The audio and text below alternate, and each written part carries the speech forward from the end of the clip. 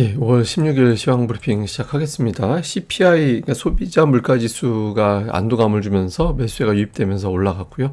원달러 환율 1345원대까지 빠졌습니다. 그러니까 주식시장, 채권시장, 외환시장 모두 안정세를 보였고, 그리고 수급에서 이제 외국인 기관들이 동반 매수하고 이제 개인들은 매도하고, 그런데 생각보다는 매수 강도가 그렇게 강하진 않았거든요. 그게 이제 목요일이라서 그랬을 수도 있는데, 어쨌든 수급적으로는 개인들이 매도하고 동반 매수 들어오니까 뭐 지수 올라가는 그런 흐름이 나왔죠. 특징주로는 보험주가 실적 때문에 올라갔고, 반도체 미증시에서 반도체주 강세 보이면서 올라갔고, 테마성 종목으로는 이제 김 관련된 종목군들이 김값이 급등했다 뭐 이런 소식이 나오면서 별도로 또 강세를 보이는 그런 모습을 보였습니다.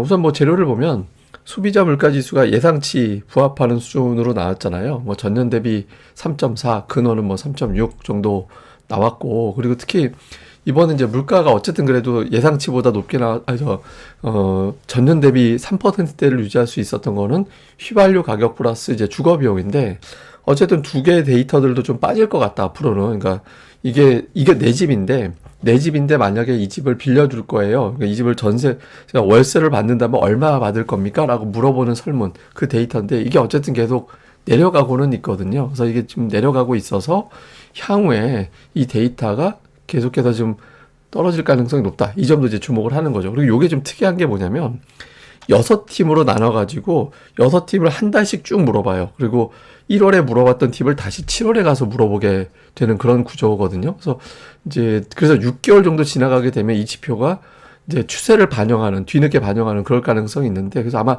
여름 정도 됐을 때는 이 데이터가 더 빠질 가능성이 있고, 이제 이렇게 되면 아마도 소비자 물가 지수가 지금보다 조금 더 떨어지지 않을까, 이런 기대감이 좀 있고요. 그리고 3개월 추세로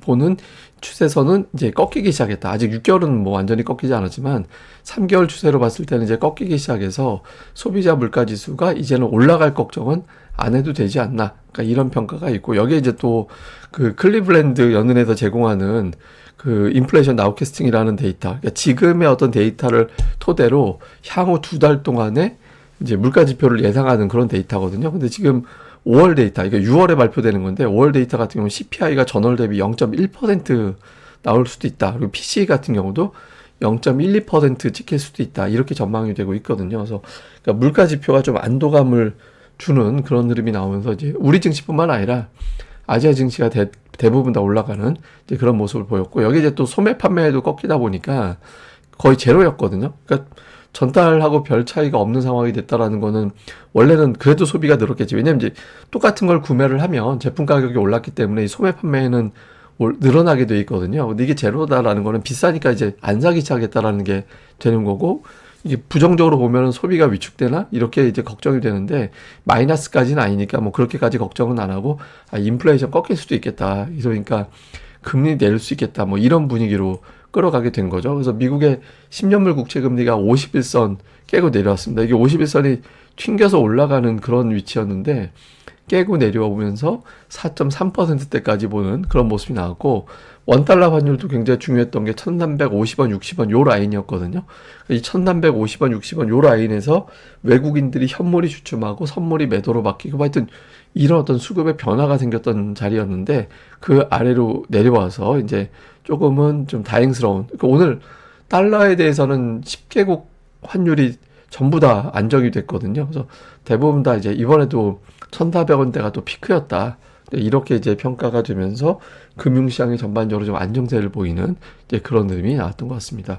또 뉴스도 몇 가지 좀 볼 필요가 있는데, 오늘 환율이 빠지는 데에는 추가적인 요인이 있었죠. 우리나라 성장 전망치를 2.6% 상향. 이게 사실 우리나라 이제 내수 쪽만 보면 별로 안 좋은데, 이게 반도체가 워낙 수출이 늘어나다 보니까 성장 전망을 높이는 그런 계기로 이제 작동을 했고요.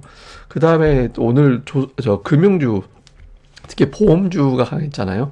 예, 보험주가 주주 환원에 적극적인 의지를 보여준다고 하더라. 이렇게 되면서 이제 목표 주가 상향이 되고, 이 영향, 그리고 기업들의 어떤 실적도 좀 잘 나오면서 보험주가 급등을 하고, 이게 사실 오늘 보험주가 좀 눈치껏 적당히 올랐어야 되는데, 이게 너무 올라서 코스닥의 상승 종목을 확 늘리지 못하는 그런 계기도 됐던 것 같아요. 다른 기존에 최근에 강했던 다른 종목들은 좀 어정쩡했잖아요. 그런데 이제 보험주가 또 확 거래 대금 터지면서 코스닥의 상승 종목을 완전히 늘리지는 못하게 만드는 그런 효과도 있었습니다.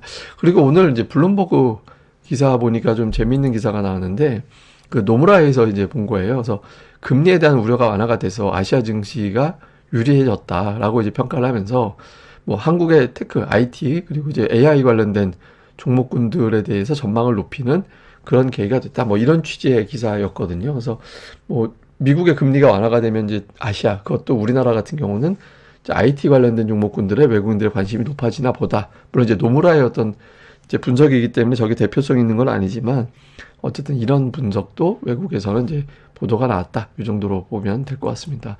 자, 수급에서는 외국인들이 오늘 양시장 다 매수를 했죠. 근데 좀 아쉬운 건 코스피를 개인들이 1조 원 가까이 매도한 건 좋았는데 사실 코스닥을 되게 세게 들어왔으면 했거든요. 제가 아침에 외국인 기관이 동반해서 코스닥을 순매수하고 나면 그만큼의 연속적인 매수가 나오진 않는다.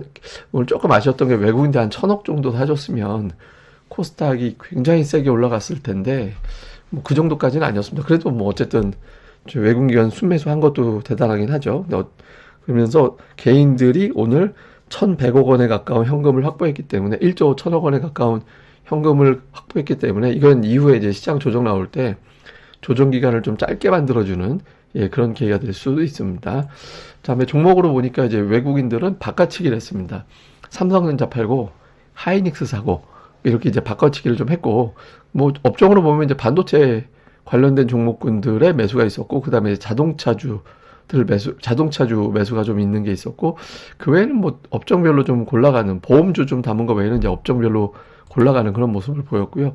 기관 투자자들은 이제 삼성전자, 하이닉스 두 종목 매수가 있었고 그다음에 금융업종, 금융업종이 있었고 인터넷 네이버와 카카오가 이제 매수를 붙이는 이제 그런 모습이 나타난 게 좀 특징적인 그런 모습이었고요. 코스닥 쪽에서는 외국인들이 2차 전지, 뭐 에코프로비엠을 이제 매수했고 그 아랫단에 보면 반도체 관련된 종목군들이 고르게 좀 분포가 되는 이제 그런 모습을 보였고요. 기관 투자자들은 이제 뭐 알테오젠 매수한 것도 있지만 순매수 쭉 보면 뭐 HPSP, PSK, STI 뭐 이런 어떤 반도체에 관련된 종목군들이 또 포진해 있었잖아요. 물론 이제 매도 쪽에도 반도체가 들어가 있긴 한데 어쨌든 반도체 쪽 매수하고 그 외에는 업종별로 좀 골라 담는 그래서 양쪽에서 조금 반도체 쪽에 매수가 있고 외국인들은 좀 2차 전지 쪽에 조금 더 신경을 쓰는 그런 모습을 보인 게 특징이었습니다. 자, 시장을 좀 요약해서 보면 일단 안도감을 주긴 했는데 이게 호재는 아니거든요. 이게 안도감을 준 거지 호재는 아니에요. 그래서 지금은 이제 여기도 제가 뭐 지난번 미리도 말씀을 드렸지만 이 재료가 엄청난 추세를 바꾼다라기보다 한 100포인트 정도 단기로는 50포인트 정도 그 다음에 추세로 한 100포인트 정도 올려놓는 정도 변동성 위아래로 계기지 이게 뭐 대세를 확 바꿀 정도는 아직은 아니다. 근데 이제 여기서 금리가 추가로 더 빠져서 앞에 4.2까지 보이게 되면 조금 더 얘기가 달라질 수도 있죠. 그래서 어쨌든 금리 좀 미국에서 같이 봐야 될 것 같고 종목으로는 저는 이제 다음 고비가 엔비디아 실적이라고 생각하거든요.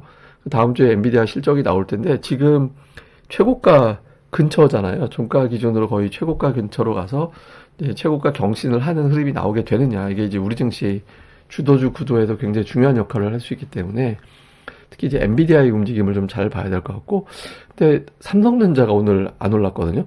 이게 이제 목요일이라 안 오른 건지 그러니까 월요일하고 목요일이 위클리 만기잖아요. 그러니까 위클리 만기라는 거는 우리나라 이제 원래 매달 두 번째 목요일이 만기일인데 작은 어떤 만기를 또 만들었어요. 저는 우리 증시가 되게 눌리는 이유 중에 하나라고 생각을 하는데 어쨌든 월요일하고 이제 목요일을 또 작은 만기일로 또 만들어놔서 그 영향도 일부는 있을 수도 있습니다. 근데 어쨌든 삼성전자가 그러려면 올라가야 돼요. 삼성전자가 안 움직이면 코스피가 여기서 그 오늘 고점 이상 올라가는 게 되게 힘들어집니다.